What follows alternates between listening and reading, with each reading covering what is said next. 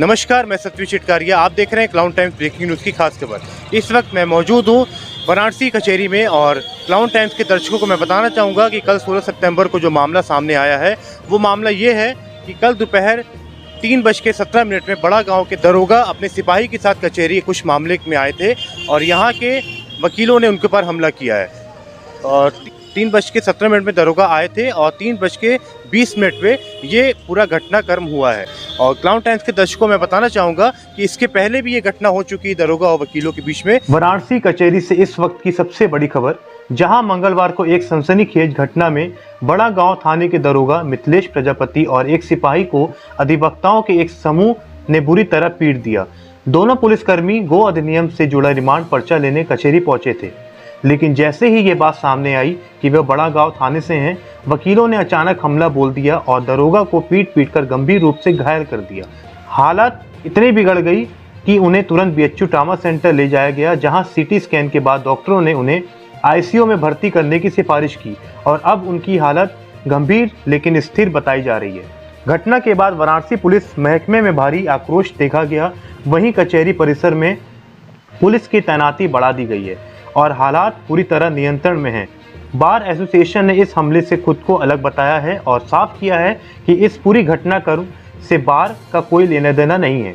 दूसरी ओर जिला अधिकारी सत्येंद्र कुमार ने जिला जज से मुलाकात कर हालात की समीक्षा की, जबकि अपर पुलिस आयुक्त कानून व्यवस्था शिव हरि मीणा ने मौके पर पहुंचकर स्थिति का जायजा लिया और बताया कि मामले की जांच के बाद विधिक कार्रवाई की जाएगी। चश्मदीदों के मुताबिक जब दरोगा को पीटा जा रहा था तो जो लोग उन्हें बचाने आए उन्हें भी चोटें आई हैं।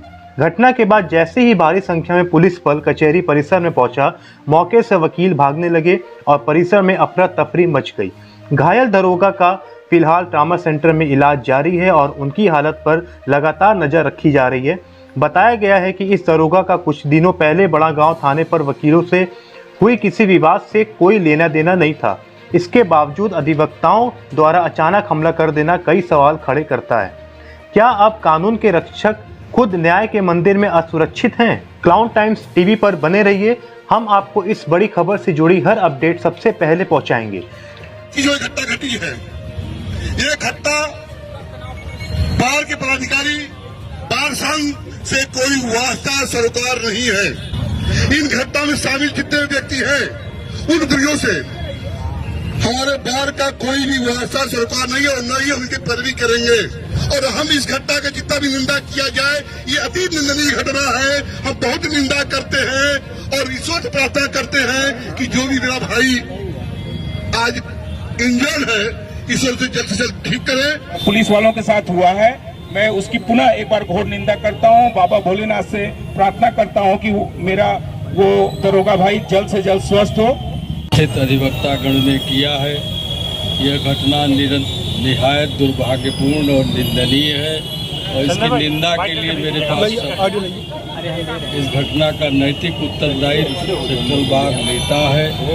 जो भी कार्रवाई बार के स्तर पर वांछनीय होगी, इन लोगों के खिलाफ अवश्य की जाएगी। हमारी तरफ से पुलिस और प्रशासन को ये पूरा भरोसा दिया जाता है कि हम कानून के रास्ते पे आड़े नहीं आएंगे। हमारे बड़ा गांव थाने के एक एसआई एक प्रकरण में कचहरी आए थे, जहां पर कुछ असामाजिक टाइप के जो एडवोकेट्स थे उनके द्वारा उनको बेवजह पीटा गया। इसकी सभी लोगों ने निंदा की है। इस प्रकरण में एफआईआर दर्ज की जा रही है। सीसीटीवी फुटेज वहां का प्राप्त कर लिया गया है। सीसीटीवी फुटेज के आधार पर जिन व्यक्तियों के द्वारा भी ये कुकृत्य किया गया है, दुस्साहस किया गया है, उन सबके विरुद्ध कड़ी से कड़ी कार्रवाई की जाएगी। इस संबंध में bar association, central bar association और जो बनारस बार एसोसिएशन है, उनसे भी वार्ता की गई है।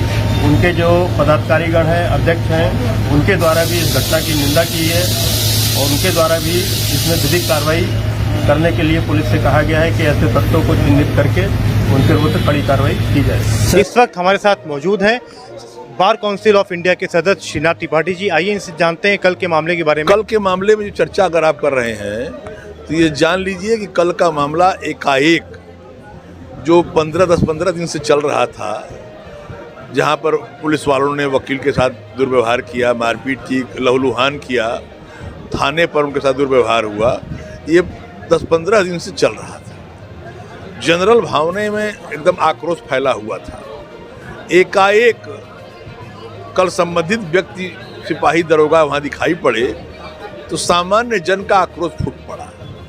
इसमें कोई पूर्वाग्रह नहीं था, पूर्व नियोजित नहीं था, कोई साजिश नहीं थी, न कोई नामचीन लोग वहाँ मौजूद थे। आम अधिवक्ता जो आक्रोशित था वह उस व्यक्ति के, उस थाने के लोगों को देखकर आक्रोशित हो गया।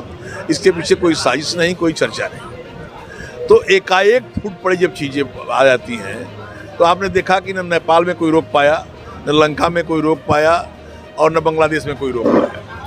तो जो स्वतः स्फूर्त होती हैं, स्वतः फूट जाती हैं चीज़ें, वो फूट जाती हैं। अब उसको भुलाया जाना चाहिए, उसको अवॉइड किया जाना चाहिए। अब जहाँ तक गलती का सवाल है, पुलिस अधिकारियों ने, चाहे वो बड़ा गांव की घटना हो या सिगरा चौराहे की घटना हो, रथ यात्रा चौराहे की घटना हो, अगर त्वरित निर्णय लिया होता, तत्काल निस्तारित कर दिया होता तो शायद ये आक्रोश न बन पाता। लेकिन पुलिस के खिलाफ घटनाओं के बारे में जो उच्चाधिकारी हैं वो उसकी सुनवाई में टालते रहते हैं, विलम्ब करते हैं, जिससे आक्रोश फैलता है। इसके पीछे ये कारण था।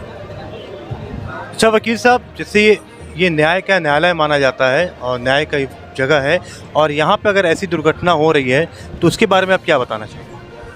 अब थाने पर वकील को मारा जाए तो वो भी एक घटना है। न उसको मीडिया कवर करती है, न प्रिंट मीडिया, न इलेक्ट्रॉनिक मीडिया।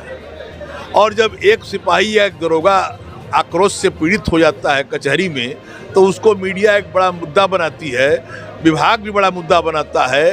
क्या उसमें अंतर है? क्या अधिवक्ता कम सम्मानित है? क्या अधिवक्ता कम पूजनीय है? क्या अधिवक्ता के साथ घटनाएं होती हैं तो उसको आम घटना मान लिया जाता है, और वही पलट कर घटना अगर पुलिस के साथ हो गई तो बड़ी घटना हो गई।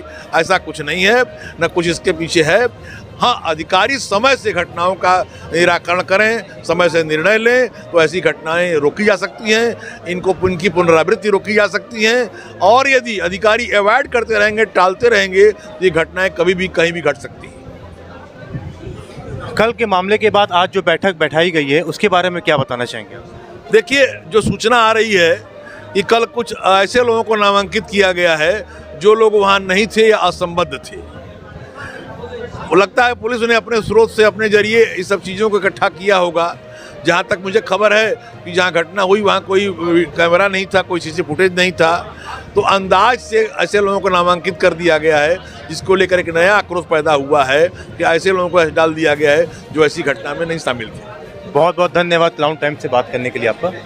क्लाउन टाइम्स यूट्यूब चैनल की खबरों को आगे भी देखने के लिए चैनल को लाइक करें, सब्सक्राइब करें और बेल आइकन को जरूर प्रेस करें। क्लाउन टाइम्स फेसबुक पेज पे देखने के लिए पेज को लाइक करें।